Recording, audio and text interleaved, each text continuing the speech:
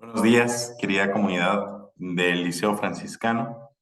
Es un gusto compartir este día de retiro espiritual con todos ustedes y que en la distancia seguimos en oración, seguimos pidiendo por todas nuestras necesidades, pero sobre todo pedimos por la misión educativa que tenemos en este momento y que este espacio sea para recordar lo importante, lo trascendente de la misión del educador de la escuela católica. Y queremos compartir este espacio con ustedes para que eh, podamos hacer un paréntesis en nuestro diario vivir, ya están dentro de un paréntesis en este retiro, pero este específico para pensar en la identidad de la escuela católica, cómo formamos desde la escuela católica. Así que, sin más, vamos a comenzar.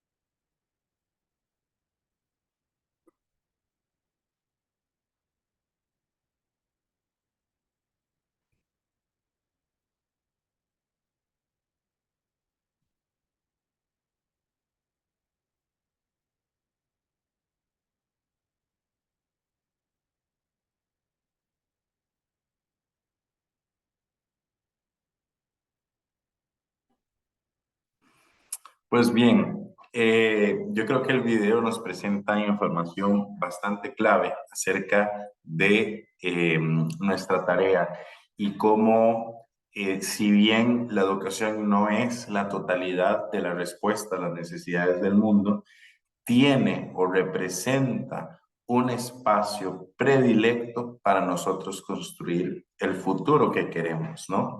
Y esta reflexión que les comparto hoy consta de tres preguntas. ¿Cuál es la identidad de la escuela católica? ¿De qué manera la escuela católica vive el pacto? ¿Para qué y cómo educamos? Como ven en la imagen que está ahí, son tres preguntas que se entrelazan al final, ¿no? Ese ABC de las preguntas forman el ADN de la institución que nosotros tenemos en nuestras manos. Y claro que esto marca la diferencia en cuanto a la experiencia educativa de la familia, del docente, del estudiante que se acerca al Liceo Franciscano, o debería ser así. Todo lo que voy a decir lo digo a modo general, a modo grosso, porque no conozco tan profundamente el diario vivir de la escuela del Liceo Franciscano. Pero bueno, vamos a esta reflexión, ¿no? La identidad de la escuela católica. Fíjense, tenemos que hacernos preguntas y que pueden parar el video incluso para que ustedes lo puedan compartir ahí. ¿Cuál es la identidad de la institución donde trabajo? ¿Y para qué educamos en este colegio? Perdón, me devuelvo. ¿Cuál es la identidad de la institución donde trabajo? ¿Y para qué educamos en este colegio? Pueden parar el video si gustan para que entre ustedes mismos puedan socializar ideas.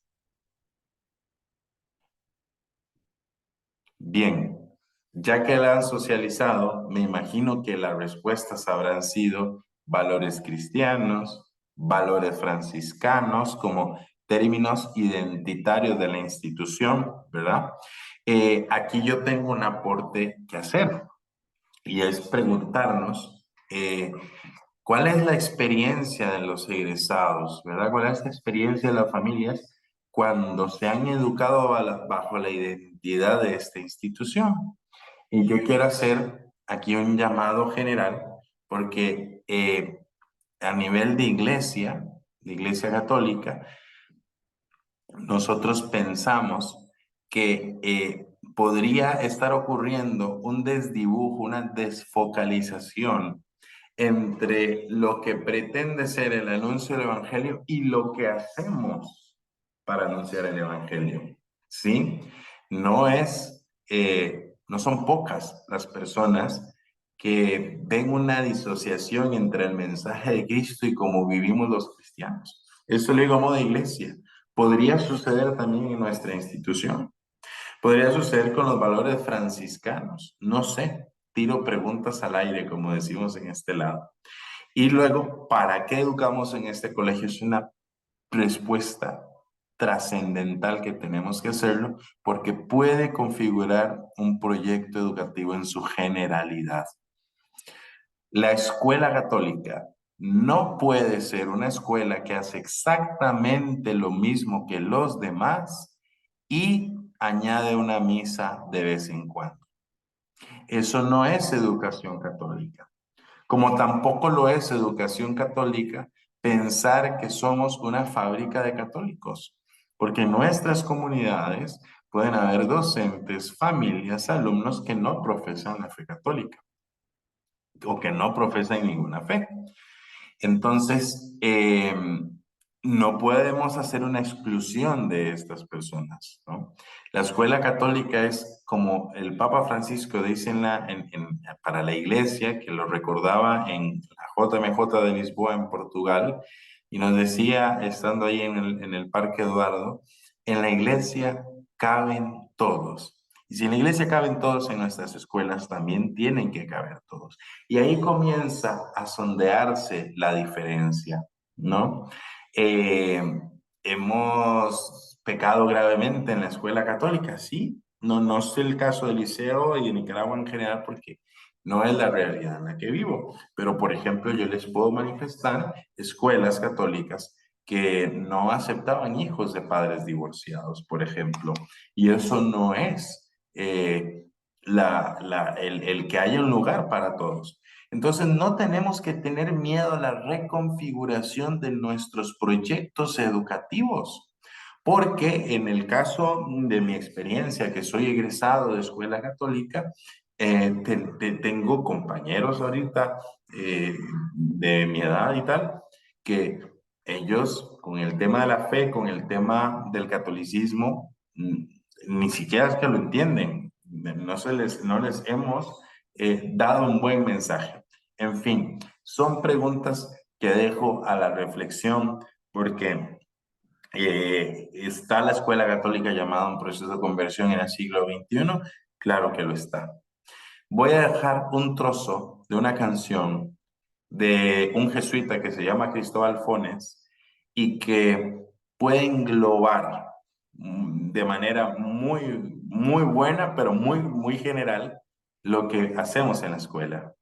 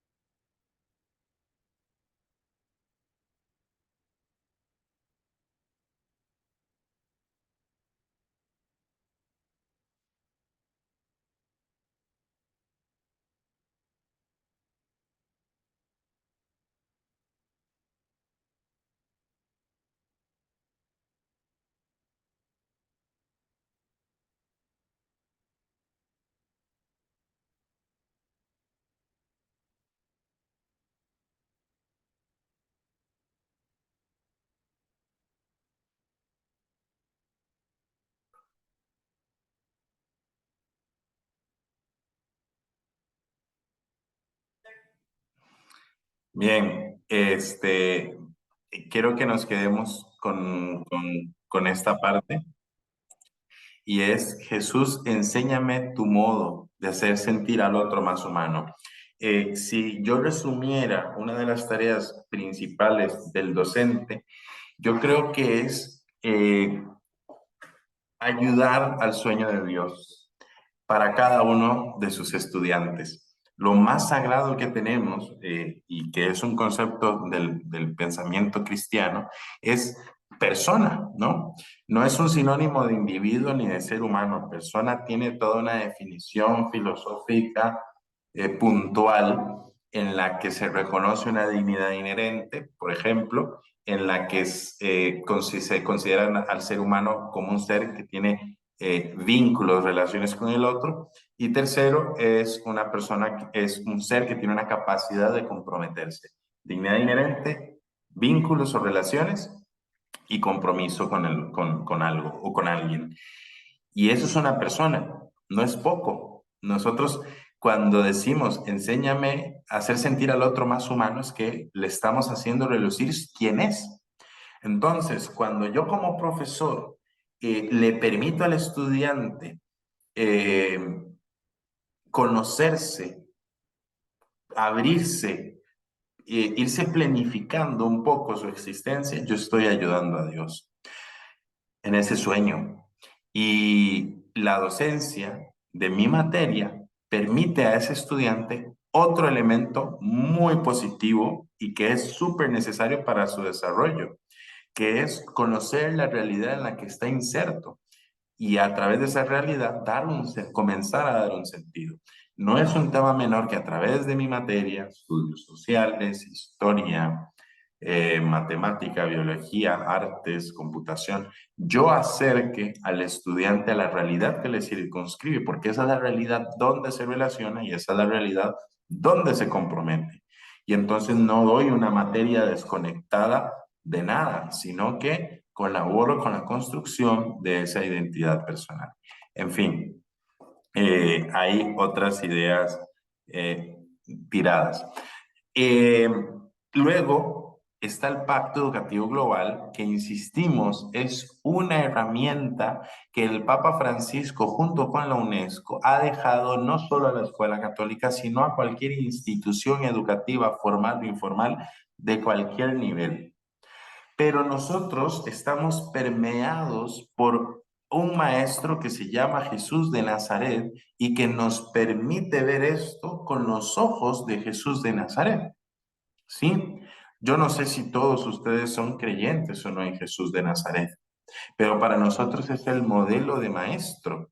Para nosotros en la escuela católica, para quien opta por este tipo de educación, opta por seguir al modelo de persona por excelencia. No es un tema menor que la gran diferencia entre el cristianismo y cualquier otra religión es lo siguiente, y lo menciono no para hacer una motivación, un comercial católico, sino para dar a entender lo que sigue del pacto.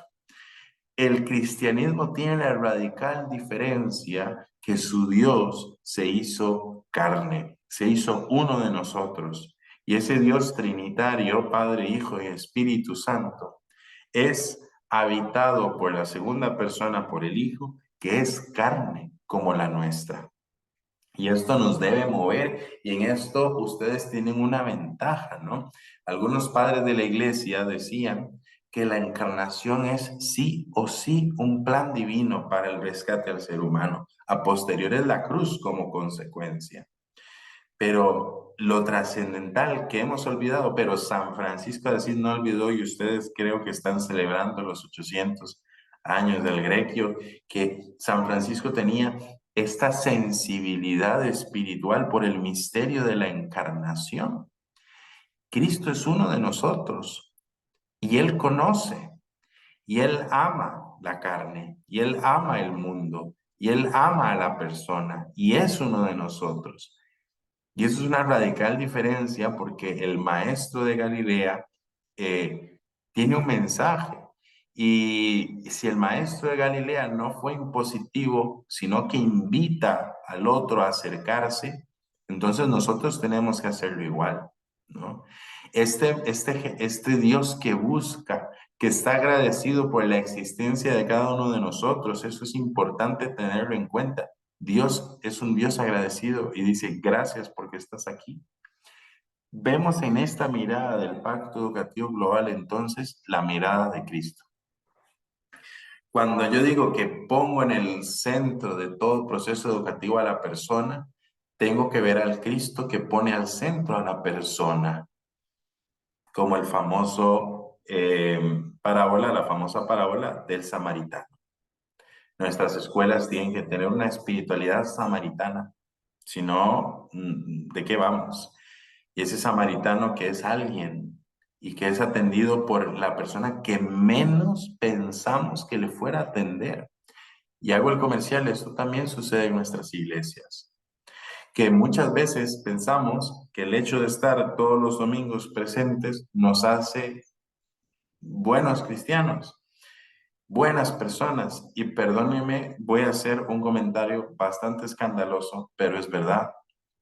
Número uno, hay personas que nunca ponen un pie en la iglesia y que viven un cristianismo hermoso y que tienen la actitud del samaritano y del pastor y del entregado que tiene Cristo, sin nunca pisar una iglesia, ¿no? Ayer me fui a unas conferencias de un Congreso Internacional de Familias que está aconteciendo acá en Costa Rica y fue muy significativo porque pues, era un evento abierto a todo el mundo, había políticos y tal. Y la persona más amable se llama Wermo Sean, ¿no? Valmore Sean. eh, Fue la persona con una sonrisa en la cara, con una alegría, se me acercó a hablarme, no se me olvida su nombre ni su apellido, y me dice en un momento de la conversación que él no profesa ninguna fe, que cree en el Dios, pero que no profesa ninguna fe. Pero ese acercamiento que tuvo conmigo y la alegría que tuvo conmigo es propia de alguien que se dice cristiano. Eso es lo que les quiero decir. Y claro, no estoy diciendo que no es necesario ir a la iglesia, porque es muy necesario. Pero si yo voy porque soy bueno, no es verdad que yo esté en esa banca. Me estoy presentando ante una mentira. La verdad es que necesito estar aquí, no lo merezco. No salgo aquí siendo mejor que otros, salgo de aquí siendo servidor de otros. Y esto es importante. Y hay otro punto que los quiero escandalizar, y es que Cristo no nos manda a ser buenos. Y para ser buenos no hace falta ir a una iglesia. Perdón que lo diga. Hay mucha gente que no profesa ninguna fe y que es muy buena, muy buena. Cristo quiere algo más y es cambiar la perspectiva. Nuestro sentido de la existencia no es construir un mundo paralelo a este, sino consagrarle a este mundo a Dios Padre, como lo hizo Cristo, y en Cristo obviamente, porque nosotros no podemos. Es la primacía de la acción del Espíritu Santo en nuestras vidas. Y ahí es donde entramos aquí, perdone que haya hecho toda esta vuelta de teoría, pero entonces cuando yo pongo al centro del proceso educativo a toda la persona, yo tengo que mirar a, a descalzarme por el otro, por mi estudiante. Y le decía antes, la conversión de los sistemas educativos. Bueno, revisemos la rúbrica de evaluación. ¿Qué estamos haciendo? Yo, en mi caso, cuando salí de escuela católica, pasaba con un 70. Y ese 70 en la vida práctica eran 2 exámenes. Y entonces a mí qué me importaban los trabajos en grupo, el socializar, las habilidades blandas, el saber ser hermano de los otros. Yo tenía, a mí qué me importaba yo, a estudiar lo que tenía que estudiar, porque mínimo con estos 2 exámenes ya paso el trimestre. Entonces, ¿para qué estamos educando? Vuelvo a la pregunta. ¿Qué es poner a la persona al centro? Revisar nuestras metodologías, revisar nuestra actitud, revisar la escala de evaluación. revisar los contenidos, ¿verdad? Ahora tenemos un tema con la tecnología que Benedicto XVI decía que no todo lo técnicamente posible es moralmente lícito. Bueno, dejemos ese punto ahí. No voy a dedicarme a explicar el pacto, porque creo que lo hemos hecho, pero dar una mirada, ¿no? El segundo, escuchar la voz de los niños, adolescentes y jóvenes. Pregunto, ¿estamos involucrando a nuestros estudiantes en los planeamientos de nuestra clase? ¿O yo estoy asumiendo lo que es bueno para ellos? ¿O estoy asumiendo lo que ellos necesitan, que al final no es lo que necesitan? ¿Los tomo en cuenta en la concreción de planes pastorales? Que esto es realmente importante, ¿no? Estamos caminando a la iglesia sinodal. Estamos caminando a la iglesia que escucha. Ese es el camino al tercer milenio, dice el Papa Francisco. Tenemos que ser escuelas que sobre todo escuchan. Decía mi abuela, Josecito por algo tiene dos orejas y solo una boca. Tercero, fomentar la participación de las niñas y las jóvenes en la educación. Recordémonos que el pacto es un pacto educativo global y que hay regiones en el mundo donde no, las mujeres todavía no son tratadas con la misma dignidad, derechos y deberes que los varones, pero también podríamos revisar si hay alguna estela de estas malas actitudes en nuestras realidades locales. Cuatro, vamos a traer a la familia otra vez, ¿no? Ahorita les contaba hace un rato que estaba en un evento de familias y esto es, ya lo sabemos, insustituible, ¿verdad? Desde la óptica de la escuela, tendríamos que reconfigurar ese tipo de relación docente-papá, papá-escuela, y abrirnos a un trabajo donde entiendan el proceso, porque yo como docente considero que lastimosamente este mundo ha obligado a papá, mamá a salir a trabajar de casa siempre, de manera que su atención sobre los procesos educativos de su hijo se disminuye y usualmente si hay un problema, su manera de hacerse presentes en la vida del hijo es simplemente defendiendo cualquier cosa. No es el caso de todos los papás, obviamente, pero tenemos que comenzar a ejecutar acciones en las que los involucremos, los hagamos partes, les mostremos, porque aquí estamos hablando de un tema profesional del docente respecto al proceso de un estudiante, pero sí traerlos, reconfigurar ese vínculo de la familia con el proceso educativo. Número 5, que es de lo más importante, y vuelvo a la teología del samaritano, educar y educarnos para acoger.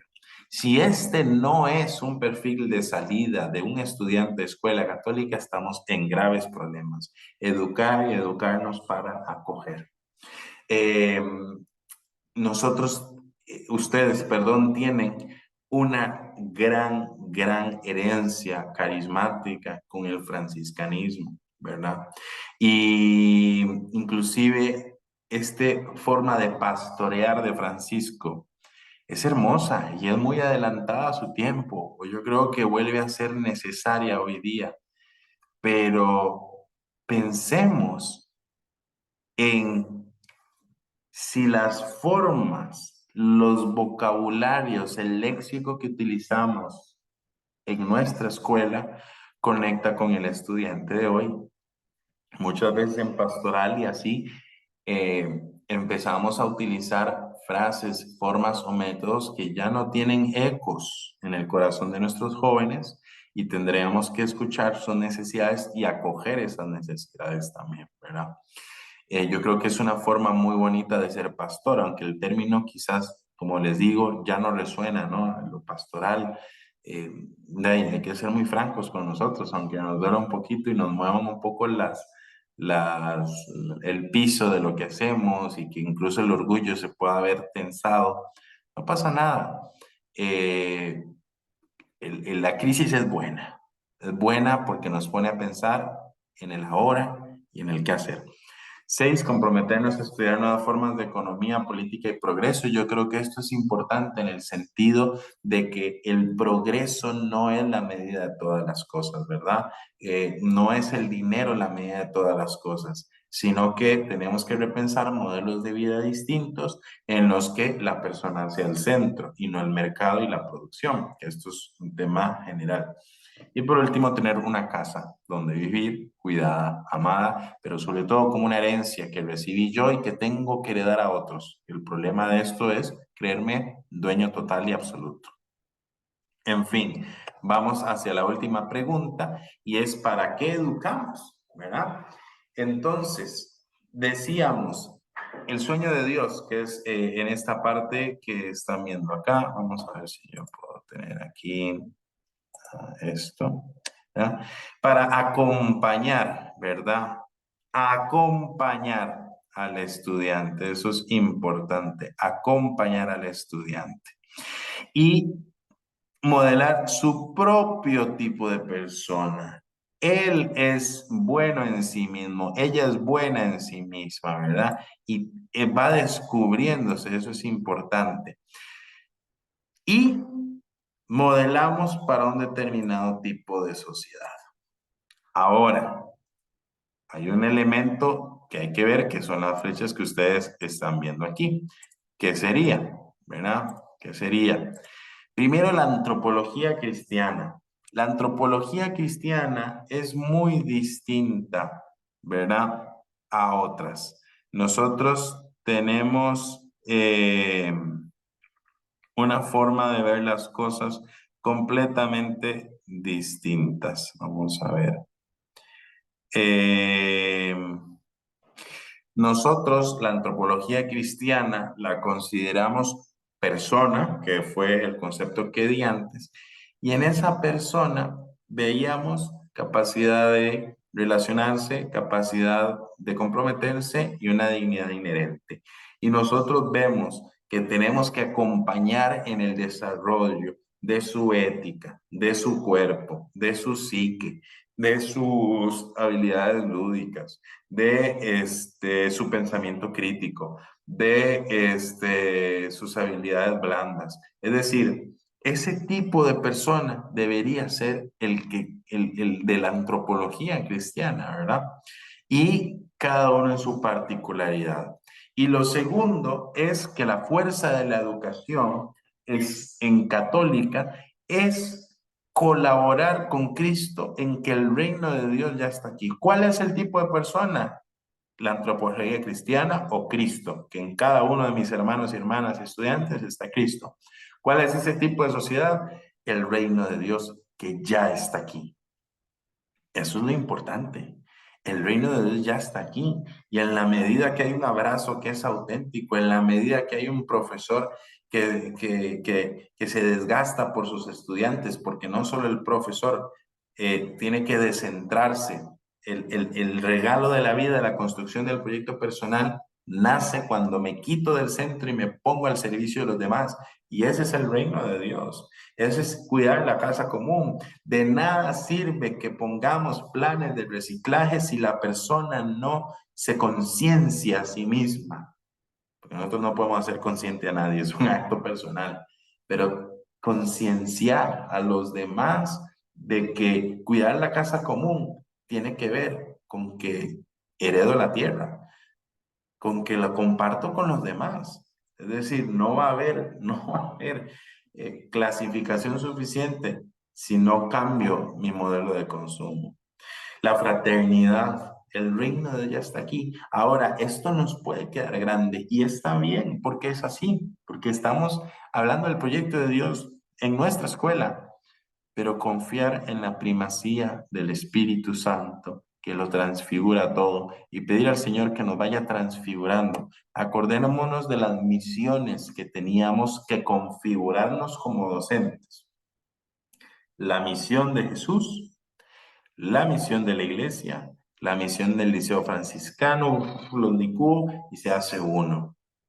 Eso es lo que yo tengo que abrazar, ¿verdad? Ese es el sueño que Dios tenemos. Fíjense, aquí está. Las tres misiones que les acabo de decir. Segundo, darnos cuenta que no estamos en un mundo creyente. No, ya no existe el mundo creyente. Es el mundo líquido, diría Sigmund Bauman. Es la era poscristiana, dirían los pensadores cristianos. pero nosotros tenemos la herramienta de la apertura, ¿verdad? El que se sientan amados. Y tercero, recordar una idea que ya dije, profes, y es que sus estudiantes se acerquen a la realidad a través de sus materias, porque ese es el fin de las materias. Por eso nosotros hablamos de aprender con sentido, pensar y creer para conectar lo que la mente piensa, lo que el corazón siente y lo que las manos hacen. En la pedagogía de Francisco es una forma en que nosotros conectamos lo que vemos en la escuela con la realidad, con el sentir de la persona, con involucrarlo con un grupo. Ese es el sueño de la fe de la escuela católica y tenemos dos herramientas importantes que es la pedagogía y la interioridad y la pedagogía del bien común como pilares de transformación que acogen a todos. Precisamente quizás tendríamos que dar tres pasos hacia atrás y que el anuncio del Evangelio sea como esa, creo que es una historia medio mítica de Francisco, de que decía que hay que predicar y cuando sea necesario las palabras, porque hemos escuchado mucho, pero si nuestro proyecto educativo, es que cada acción que yo hago en la escuela es una acción pastoral, aunque el término empiece a quedar un poco empolvado, pero todo lo que yo haga es pastoral, cómo atiendo una queja, cómo recibo al alumno, cómo los animo, cómo doy la materia, cuáles son mis estrategias pedagógicas, cuál es la tabla de evaluación que tenemos, ¿a qué le damos importancia en las actividades de esta escuela? Si la capilla es un lugar de puertas abiertas, donde dejamos que cada uno empiece a explorar ese ser de quién es, ¿verdad? Si nuestro modelo educativo apoya al artista, al músico, al astronauta, al empresario, al abogado, al restaurantero, al gastrónomo. Es decir, nosotros tenemos que ir siendo islas de ese reino de Dios y pensarlo y atreverse. Y por eso yo creo que a la escuela católica de Latinoamérica le espera la misión muy grande de transformarse, de un proceso de conversión, o mejor dicho, que nuestras mismas escuelas sean permeadas por el Espíritu Santo y que nos vaya transfigurando para que nuestros estudiantes cuando toquen el timbre, cuando no digan voy saliendo corriendo, sino que puedan decir, Señor, hagamos tres chozas. Que nuestras familias tengan el antojo de asomarse a nuestras instituciones, porque son lugares del reino de Dios. Ahí es donde hacemos realidad el Evangelio. Y claro, esto no quita dejar la excelencia académica, el ser formadores, pero hay una dinámica distinta y debemos entender que el mundo está cambiando, que inclusive los procesos en las universidades van siendo distintos. Entonces las herramientas que nosotros consideramos esenciales pues ya no lo son, ¿verdad? Tenemos que replantearnos, dejar que el Espíritu nos transfigure a cada uno, que transfigure a nuestra comunidad, ¿no? Y que de ahí podamos ir de la mano, siempre, obvio, de María, que cuida, que reúne, que abraza y que sabe decir que sí, ¿no? Yo creo que la palabra que nos tenemos que llevar de aquí es valentía. La valentía de que un mundo distinto es posible y que nosotros somos los llamados a esa viña para que este mundo cambie. Dios les bendiga.